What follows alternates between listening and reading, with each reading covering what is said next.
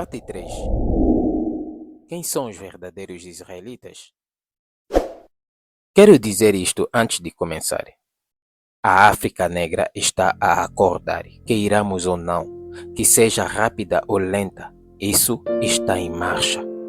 Seria bom se cada um fizesse as suas próprias buscas e, se estiver convencido como nós, se juntar à causa e ajudar para que esta verdade seja conhecida localmente e com todos os africanos. Não somente isso, que cada um se arrependa, trata com mais humanização o seu irmão, a sua irmã, porque, como iremos ver, somos ligados não somente pelo sangue ou a genealogia, mas também pela história, pelos sofrimentos, pelas lutas. Estamos no mesmo barco andando todos por um caminho comum e temos um inimigo comum e um Elohim comum. Eles nos dividiram com todos os meios que foram possível e nós, ao lutarmos uns contra os outros, ao impedir o crescimento dos outros para o nosso próprio benefício ou para o benefício do Ocidente, ao permitir e facilitar na nossa própria terra fome, pobreza ou aborto, a morte de nossos irmãos e irmãs, estamos inconscientemente e por falta de conhecimento e compreensão a perpetuar o trabalho da divisão que nos foi imposto, e isso para fazer permanecer o ódio de YHWH sobre nós, que levará certamente à nossa destruição, e isso para o benefício e satisfação daqueles que nos fizeram tanto mal e que querem que a nossa situação permaneça tal como é. Há mais algo que devo deixar claro, e isso vai machucar muito os vossos ouvidos e criar certamente um escândalo para os religiosos e aqueles que engoliram a taça da mentira até a sua última gota. Não sofremos porque somos burros. Não sofremos porque o Ocidente nos privou o crescimento ou por causa da escravidão e da colonização. Não sofremos porque alguém viu a nudez do seu pai. A maior parte dessas hipóteses são somente consequências do facto de que, na verdade, sofremos porque uma boa parte dentre nós, os africanos, são os verdadeiros israelitas. Sim, sofremos porque são os nossos antepassados que se rebelaram contra Elohim. E nós estamos a perpetuar essa rebeldia. Sofremos porque os nossos antepassados irritaram a YHWH e nós não fazemos nada para afastar de nós essa ira. Ao contrário, continuamos a irritar ele. São os nossos antepassados que permitiram a morte dos profetas e nós ainda permitimos e deixamos isso acontecer. Sofremos porque são os nossos antepassados que mataram a Yeshua Mashiach, o filho de YHWH. Será isso um escândalo para você? Creio que o que ouviram é certamente um escândalo para muitos. A pergunta é, como é que irão reagir depois disso? Irão se afastar porque os meus dizeres vos confrontaram ou machucaram os vossos ouvidos? Seja lá qual for a vossa decisão, agora que a mentira foi lançada fora e a verdade desvendada, estarão doravante sempre confrontados a responder ou a procurar respostas falaciosas a fim de fazer permanecer uma mentira sem bases e que está caída. Estarão sempre convidados a responder a nossas palavras ou a palavras de outras pessoas que irão entender essa mensagem.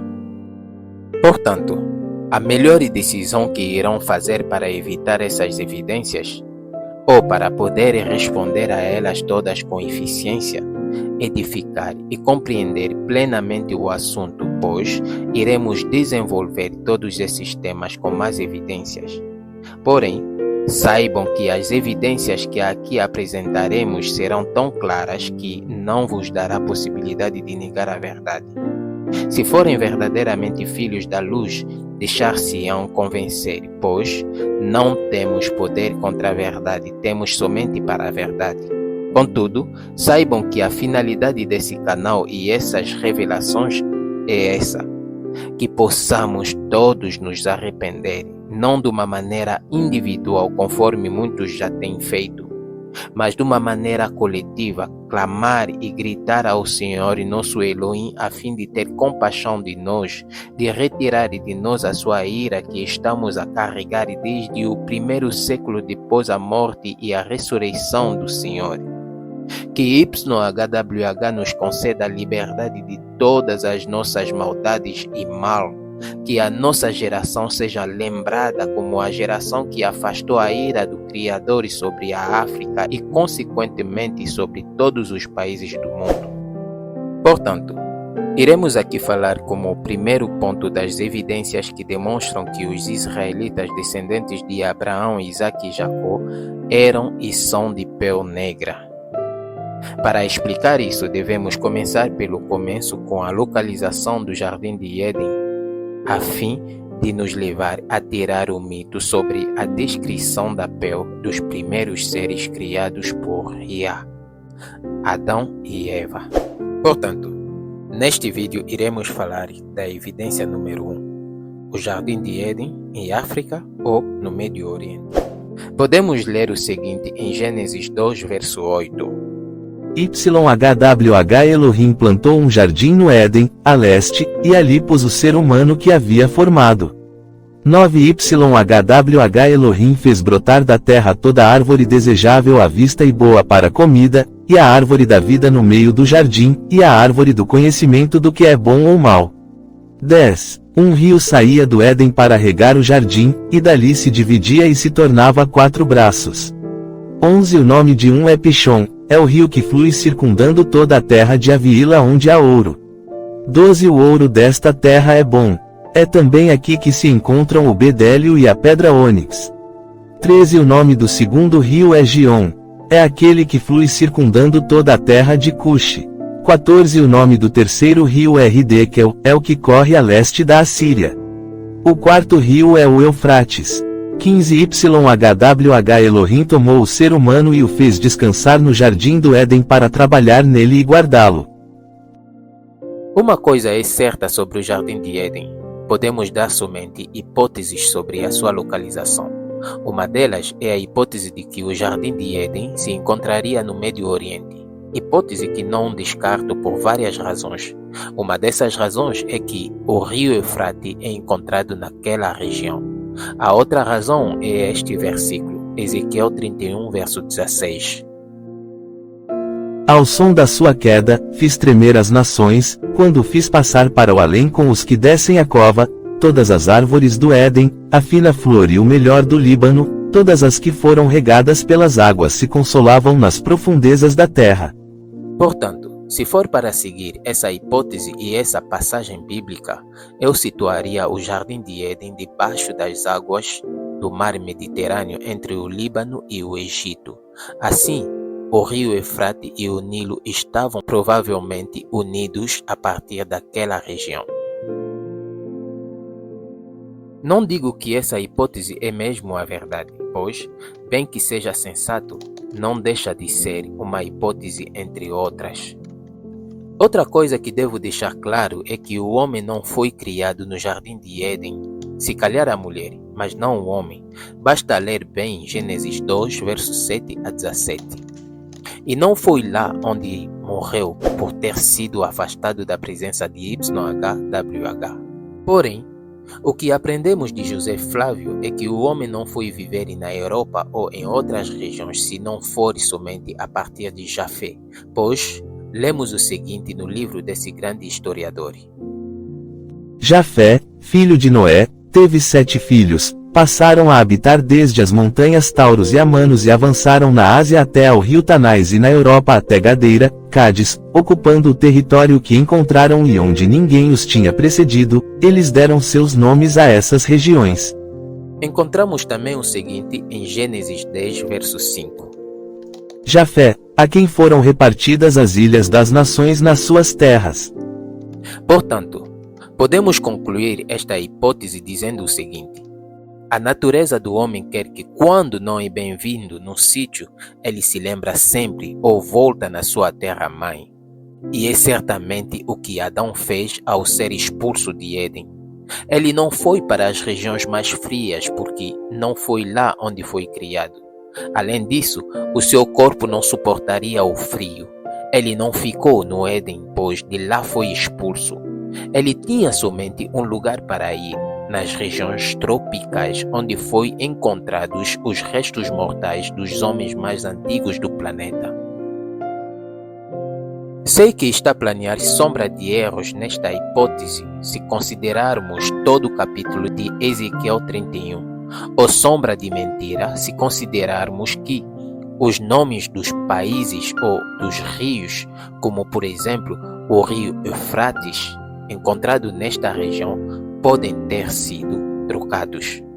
Não posso deduzir nada por falta de mais provas, assim essa hipótese por enquanto deverá naturalmente estar nas gavetas, pois mesmo se o Jardim de Éden estiver onde mencionei, não estraga nada pela razão que irei mencionar em breve.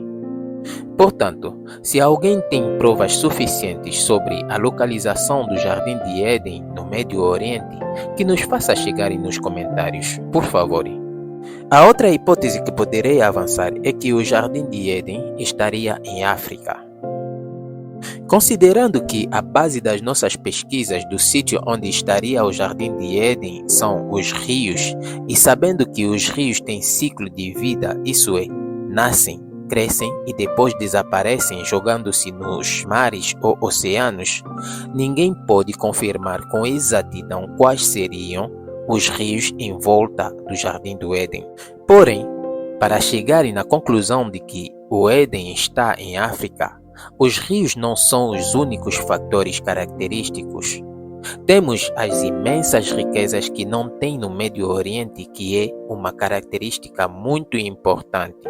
Mas não somente isso, temos também os nomes dos patriarcas africanos, e é este último que iremos analisar aqui. Onde encontramos a terra de Havila? Em primeiro plano, a tabela das nações faz de Havila um dos netos de Cão, cujo nome significa queimado negro, por meio de Cuxi, Etiópia. Gênesis 10, verso 7, 1 de Crônicas 1, verso 9. Em segundo, vemos outro Havila como o neto de Sem, Gênesis 10, verso 28 a 29. Este é também uma raça negra, conforme iremos ver. Segundo José Flávio, Antiguidade Judaica, página 21, Havila, ou Evilas, como ele os chama, deu nascença aos evilenses, os chamados Getules de hoje, ou Gaitulas em português. Segundo Wikipédia, os Gaitulas são descritos como nômades, notáveis cavaleiros que se concentram nos oásis do Saara Ocidental, no que hoje é o deserto da Argélia, em vasta região do noroeste da África ao sul da Numídia, e da Mauritânia, na época da ocupação romana da África. Posso crer que a vila está localizada na África. Alguns dizem que está precisamente no atual Sudão, e o Nilo Branco seria o então chamado Pishon. Cuxi. A palavra hebraica Cuxi, não sei se estou pronunciando bem, traduzida para o inglês como Cuxi e em português como Cuxi, significa Etiópia, negro, queimado pelo sol, pai de Havila. Em toda a África notamos muitas pessoas com o nome Cuxi. O guion seria, portanto, o rio Congo, ou um dos rios situados nesta vasta região chamada de região dos Grandes Lagos, onde se encontra o rio Sambation, rio que para de jorrar no sábado. Hiddekel. O nome do terceiro rio é Hiddekel, é o que corre a leste da Assíria. Segundo Oséias 9, verso 3, a Assíria se encontraria em África após Lemos. Eles não permanecerão na terra do Senhor. Efraim voltará para o Egito, e na Assíria comerá comidas impuras. Se considerarmos que o Egito é a África, então a Assíria está mesmo em África. Analisando somente esses dois países, Havila e Cuxi, pois a Assíria foi fundada por Nimrod, filho de Cuxi, vemos que tudo gira à volta da região da África. Assim, não podemos negar a evidência de que o Jardim de Éden esteve em África. Notamos também que o mais antigo nome da região, chamada África, era Alkebulan, e significa Terra-mãe ou Jardim de Éden. Mesmo se for para considerar que o Jardim de Éden estivesse no Médio Oriente, onde está o então Israel, como alguns podem dizer, o que devemos saber é o seguinte: a expressão Oriente Médio vem da tradução inglesa Middle East. Portanto, a expressão data do início do século XX e foi utilizada pela primeira vez em 1902 pelo historiador naval e estrategista americano Alfred T. Mahan, 1840-1914. Explicação Google. Vemos aqui que esta expressão nem tem 125 anos, é recente. Na verdade, no tempo dos apóstolos, essa região era considerada como parte da África, bem que o nome África também seja um nome recente, mas a região permanece a mesma. Portanto, o que é conhecida hoje como Europa era parte da Ásia, onde o apóstolo Paulo fez a maior parte do seu trabalho. Esta região é que era considerada como a região dos pagãos,